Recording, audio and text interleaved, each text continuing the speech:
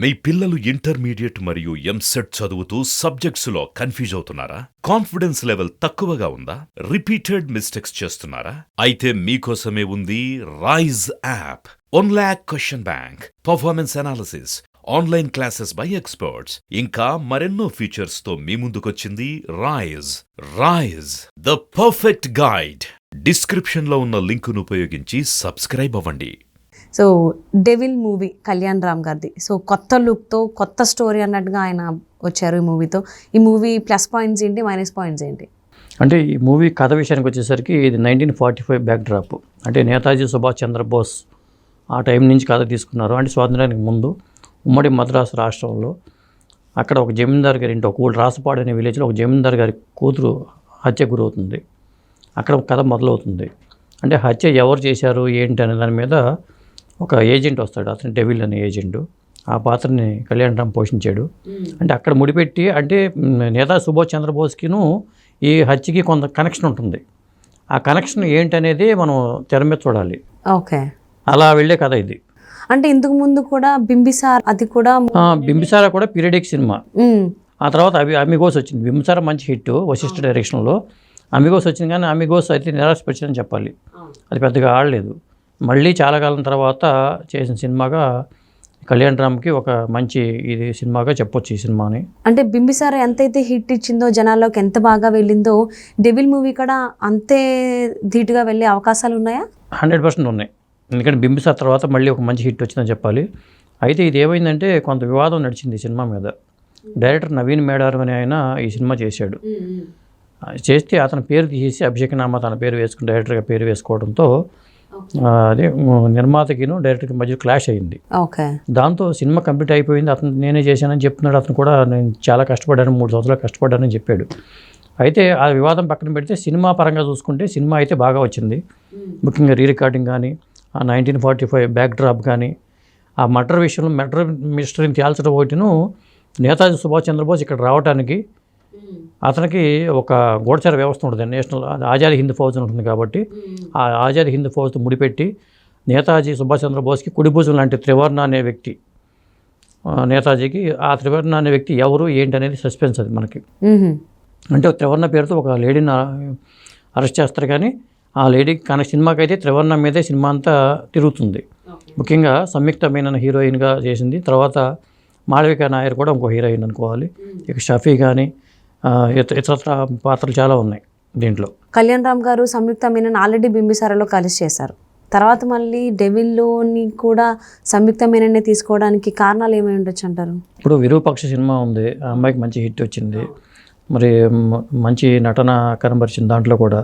ఇందులో కూడా అలాంటి స్కోప్ ఉన్న పాత్రే, నటనకు స్కోప్ ఉన్న పాత్ర చేసింది. ముఖ్యంగా కళ్యాణ్ రామ్ అయితే చాలా ఈజీగా నటించాడు, చాలా కష్టపడ్డాడని చెప్పుకోవాలి. ఆ ఫైట్స్ విషయంలో కానీ, ఆ సినిమాకి సంబంధించి మొదటి నుంచి కూడా చివరి వరకు చాలా పవర్ఫుల్ పాత్ర అని చెప్పాలి అతనిది. ఆ డెవిల్ అనే పాత్ర ఏంటి, అది బ్రిటిష్ ఏజెంట్గానే ముద్రపడి బ్రిటిష్ వాళ్ళ దగ్గర పనిచేసే ఒక ఉద్యోగి లాంటి పాత్ర అది. అంటే దేశభక్తి పూరిత సినిమాకి మరి ఈ ఏజెంటు ఎలా పనిచేసాడు అతను వాళ్ళకి, బ్రిటిష్ వాళ్ళ తరపుని లేదా బ్రిటిష్ వాళ్ళకి వ్యతిరేకంగా పనిచేశాడు అనేది దీంట్లో కీ పాయింట్. ఆ పాయింట్ మీదే సినిమా కథ అంతా నడుస్తుంది. అంటే ఇంతకుముందు సంయుక్త మీనన్ చేసినటువంటి బింబిసారలో అంత స్కోప్ లేదు హీరోయిన్కి. సో ఈ సినిమాలో స్కోప్ ఉందా సంయుక్త మీనన్? ఈ సినిమాలో స్కోప్ ఉంది. ఎందుకంటే అక్కడ జమీందార్ గారికి బంధువు అవుతుంది అమ్మాయి. అంటే అక్కడ జమీందార్ గారి కూతుర్ని చంపారని చెప్పేసి జమీందార్ గారిని అరెస్ట్ చేస్తారు. అసలు ఆ జమీందార్ కూతురిని చంపింది ఎవరు, ఈ నేతాజీ కథకిను ఈ జమీందారు ఇంట్లో జరిగిన మర్డర్కి ఏంటి సంబంధం అనేది ఇందులో మిస్టరీ. అంటే ఒక మర్డర్ మిస్టరీగా వెళ్తుంది, కానీ ఒక పవర్ఫుల్ సబ్జెక్టు. ఆ నేతాజీకి సంబంధించిన నేతాజీ మనకి ఎక్కడ కనిపించడు.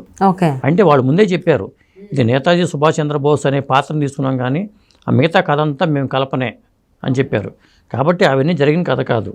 ఆ త్రివర్ణ అనే పాత్ర కానీ, లేకపోతే డెవిల్ అనే పాత్ర కానీ, ఇవన్నీ కల్పిత పాత్రలే. వాళ్ళు ముందే చెప్పారు, ఒక నేతాజీ పాత్రనే మేము తీసుకున్నాము, ఆ నేతాజీ పాత్ర కూడా మనకు కనిపించదు, ఎక్కడా కనిపించదు అది.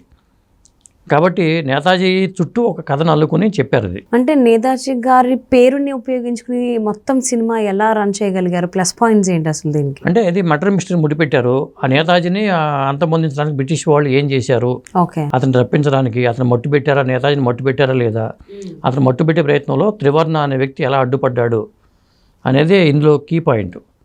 అట్లా కథ రన్ అవుతుంది. ఇప్పుడు మనకి ట్రిపుల్ ఆర్ సినిమా తీసుకుంటే కొమరం భీముని అల్లు సీతారామరాజు కలిపాడు. నిజానికి వాళ్ళు కలిసింది లేదు, అదొక కల్పనతో చేశారు. ఇది కూడా అలాంటి కల్పనలాగానే ఎన్నుకున్నాడు డైరెక్టర్ శ్రీకాంత్ విసా. దీనికి కథ మాటలు శ్రీకాంత్ విసా రాశారు. బహుశా అలాంటి కథనే తయారు చేశారు వీళ్ళు. సంబంధం లేని కథ, చెప్పాలంటే చరిత్రతో ముడిపడిన కథ కాదు.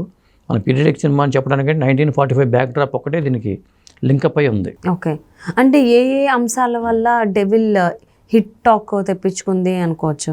అంటే మేకింగ్ పరంగా చాలా క్వాలిటీగా ఉంది. విఎఫ్ఎక్స్ వర్క్ కానీ, ఎందుకంటే గతంలో ఈ నవీన్ మేడారం పనిచేసే ఉన్నాం కాబట్టి అతను విఎఫ్ఎక్స్ ఎక్స్పర్ట్ అతను. బహుశా అందువల్ల అతను దీని మీద చాలా ఎఫర్ట్ పెట్టానని చెప్పాడు. బహుశా అది కూడా మేకింగ్ పరంగా కూడా క్వాలిటేటివ్గా మేకింగ్గా చాలా ఉంది, చాలా రిచ్గా సినిమా తీశారు. అందువల్ల ఇంట్లో ప్రేక్షకులకు కావాల్సిన మసాలా అంతా ఉంది. ఆ యాక్షన్ సన్నివేశాలు కానీ, ఆ బ్యాక్ డ్రాప్ కానీ, ఆ కథనం నడపడంలో కానీ అంతా బాగుంది. అది ఓకే, అంటే ఇంకా నచ్చని అంశాలు ఏమైనా ఉన్నాయా? అంటే క్లిక్ అవ్వనివి ఏమైనా ఉన్నాయా ఈ అంటే సినిమాలో? కొన్ని సందర్భాల్లో ఎమోషన్ అనేది కొంత క్యారీ అవ్వలేదు, కానీ అది పెద్దగా పట్టించుకోవాల్సిన అవసరం లేదు. అట్లా అనుకుంటే బింబిసారాలో కూడా ఉంది, కానీ హైలైట్ అయ్యే సన్నివేశాలు చాలా ఎక్కువ ఉన్నాయి. ఆ యాక్షన్ సన్నివేశాల పరంగా ఆ స్పీడ్ కానీ, కళ్యాణ్ రామ్లో ఇంత స్పీడ్ ఉందా అనే విస్తుపోయేలాగానే అతని యాక్షన్ సన్నివేశాలు అయితే ఉన్నాయి. ఇంకా మ్యూజిక్ వైజ్ చూస్తే ఎలా ఉంది? మ్యూజిక్ రికార్డింగ్ ఒక హైలైట్ అని చెప్పుకోవాలి. అంటే పాటలకి స్కోప్ లేని సినిమాగా దీన్ని చెప్పుకోవచ్చు. పాటల పరంగా అంత చెప్పుకునే లేదు, కానీ బీజిఎం పరంగా బాగుంది. ఓకే, ఆ సినిమా అయితే హిట్ రేంజ్. అంటే ఈ సినిమాకి నేను ఇచ్చే రేటింగ్ అయితే 5కి 3 ఇద్దామని అనుకుంటున్నాను నేనైతే. అంటే కొంతమంది అయితే కొంత నెగిటివ్ ఫీడ్బ్యాక్ చేశారు, కానీ సినిమాకి అయితే పాజిటివ్ టాకే ఉంది ఈరోజు. ఓకే, అంటే ఇంతకు ముందు చేసిన సినిమాలకి ఈ మధ్య కాలంలో కళ్యాణ్ రామ్ చేసిన సినిమాలకి చాలా తేడా ఉంది. సో ఆ మార్పు ఇందులో కూడా బాగా కొట్టొచ్చినట్టు కనపడింది అని అనుకోవచ్చా? కనిపించింది, ఎందుకంటే అతను పటాస్ అతనికి మంచి పేరు తెచ్చిపెట్టింది. అవునంటే లుక్స్ వైజ్ కూడా ప్రతి సినిమాకి చేంజ్ ఓవర్ వస్తుంది. అలాగే బింబిసారాకి అతనికి మంచి పేరు వచ్చింది, పైగా డ్యూయల్ రోల్ చేశారు. అది అతనికి నటుడిగా మంచి పేరు తెచ్చిపెట్టింది ఆ సినిమా. ఆ తర్వాత ఈ సినిమా కూడా నటుడిగా అతనికి చాలా హెల్ప్ అయిందని చెప్పుకోవచ్చు. అది ఓకే, సో మరి ఈ సినిమా కళ్యాణ్ రామ్ కెరీర్లో ది బెస్ట్ సినిమాగా ఉంటుందని అనుకోవచ్చా? బింబిసార తర్వాత మళ్ళీ మంచి సినిమా చేశాడని చెప్పుకోవచ్చు. ఖచ్చితంగా కళ్యాణ్ రామ్కి మాత్రం మంచి మలుపోయే సినిమాగా చెప్పొచ్చు మనం. అంటే నేతాజీ గారి పేరుని ఉపయోగించుకుని మొత్తం సినిమా ఎలా రన్ చేయగలిగారు? ప్లస్ పాయింట్స్ ఏంటి అసలు దీనికి? అంటే అది మర్డర్ మిస్టరీ ముడిపెట్టారు. ఆ నేతాజీని అంతమొందించడానికి బ్రిటిష్ వాళ్ళు ఏం చేశారు, ఓకే, అతను రప్పించడానికి అతను మట్టు పెట్టారా, నేతాజీని మట్టు పెట్టారా లేదా, అతను మట్టు పెట్టే ప్రయత్నంలో త్రివర్ణ అనే వ్యక్తి ఎలా అడ్డుపడ్డాడు అనేది ఇందులో కీ పాయింట్. అట్లా కథ రన్ అవుతుంది. ఇప్పుడు మనకి ట్రిపుల్ ఆర్ సినిమా తీసుకుంటే కొమరం భీముని అల్లు సీతారామరాజు కలిపాడు. నిజానికి వాళ్ళు కలిసింది లేదు, అదొక కల్పనతో చేశారు. ఇది కూడా అలాంటి కల్పనలాగానే ఎన్నుకున్నాడు డైరెక్టర్ శ్రీకాంత్ విసా. దీనికి కథ మాటలు శ్రీకాంత్ విసా రాశారు. బహుశా అలాంటి కథనే తయారు చేశారు వీళ్ళు. సంబంధం లేని కథ, చెప్పాలంటే చరిత్రతో ముడిపడిన కథ కాదు. మన పీరియడిక్ సినిమా అని చెప్పడానికి 1945 బ్యాక్ డ్రాప్ ఒకటే దీనికి లింకప్ అయి ఉంది. ఓకే, అంటే ఏ అంశాల వల్ల డెవిల్ హిట్ టాక్ తెప్పించుకుంది అనుకోవచ్చు? అంటే మేకింగ్ పరంగా చాలా క్వాలిటీగా ఉంది. విఎఫ్ఎక్స్ వర్క్ కానీ, ఎందుకంటే గతంలో ఈ నవీన్ మేడారం పనిచేసే ఉన్నాం కాబట్టి అతను విఎఫ్ఎక్స్ ఎక్స్పర్ట్ అతను. బహుశా అందువల్ల అతను దీని మీద చాలా ఎఫర్ట్ పెట్టానని చెప్పాడు. బహుశా అది కూడా మేకింగ్ పరంగా కూడా క్వాలిటేటివ్గా మేకింగ్గా చాలా ఉంది, చాలా రిచ్గా సినిమా తీశారు. అందువల్ల ఇంట్లో ప్రేక్షకులకు కావాల్సిన మసాలా అంతా ఉంది. ఆ యాక్షన్ సన్నివేశాలు కానీ, ఆ బ్యాక్ డ్రాప్ కానీ, ఆ కథనం నడపడంలో కానీ అంతా బాగుంది. అది ఓకే, అంటే ఇంకా నచ్చని అంశాలు ఏమైనా ఉన్నాయా? అంటే క్లిక్ అవ్వనివి ఏమైనా ఉన్నాయా ఈ అంటే సినిమాలో? కొన్ని సందర్భాల్లో ఎమోషన్ అనేది కొంత క్యారీ అవ్వలేదు, కానీ అది పెద్దగా పట్టించుకోవాల్సిన అవసరం లేదు.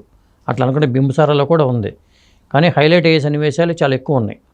ఆ యాక్షన్ సన్నివేశాల పరంగా ఆ స్పీడ్ కానీ, కళ్యాణ్ రామ్లో ఇంత స్పీడ్ ఉందా అనే విస్తుపోయేలాగానే అతని యాక్షన్ సన్నివేశాలు అయితే ఉన్నాయి. ఇంకా మ్యూజిక్ వైజ్ చూస్తే ఎలా? మ్యూజిక్ రికార్డింగ్ ఒక హైలైట్ అని చెప్పుకోవాలి. అంటే పాటలకి స్కోప్ లేని సినిమాగా దీన్ని చెప్పుకోవచ్చు. పాటల పరంగా అంత చెప్పుకునే లేదు, కానీ బీజిఎం పరంగా బాగుంది. ఓకే, ఆ సినిమా అయితే హిట్ రేంజ్. అంటే ఈ సినిమాకి నేను ఇచ్చే రేటింగ్ అయితే 5కి 3 ఇద్దామని అనుకుంటున్నాను నేనైతే. అంటే కొంతమంది అయితే కొంత నెగిటివ్ ఫీడ్బ్యాక్ చేశారు, కానీ సినిమాకి అయితే పాజిటివ్ టాకే ఉంది ఈరోజు. ఓకే, అంటే ఇంతకు ముందు చేసిన సినిమాలకి ఈ మధ్య కాలంలో కళ్యాణ్ రామ్ చేసిన సినిమాలకి చాలా తేడా ఉంది. సో ఆ మార్పు ఇందులో కూడా బాగా కొట్టొచ్చినట్టు కనపడింది అని అనుకోవచ్చా? కనిపించింది, ఎందుకంటే అతను పటాస్ అతనికి మంచి పేరు తెచ్చిపెట్టింది. లుక్స్ వైజ్ కూడా ప్రతి సినిమాకి చేంజ్ ఓవర్ వస్తూనే ఉంది. అలాగే బింబిసారాకి అతనికి మంచి పేరు వచ్చింది, పైగా డ్యూయల్ రోల్ చేశారు. అది అతనికి నటుడిగా మంచి పేరు తెచ్చిపెట్టింది ఆ సినిమా. ఆ తర్వాత ఈ సినిమా కూడా నటుడిగా అతనికి చాలా హెల్ప్ అయిందని చెప్పుకోవచ్చు. అది. ఓకే. సో మరి ఈ సినిమా కళ్యాణ్ రామ్ కెరీర్లో ది బెస్ట్ సినిమాగా ఉంటుందని అనుకోవచ్చా? బింబిసార తర్వాత మళ్ళీ మంచి సినిమా చేశాడని చెప్పుకోవచ్చు. ఖచ్చితంగా కళ్యాణ్ రామ్కి మాత్రం మంచి మలుపు అయ్యే సినిమాగా చెప్పొచ్చు మనం.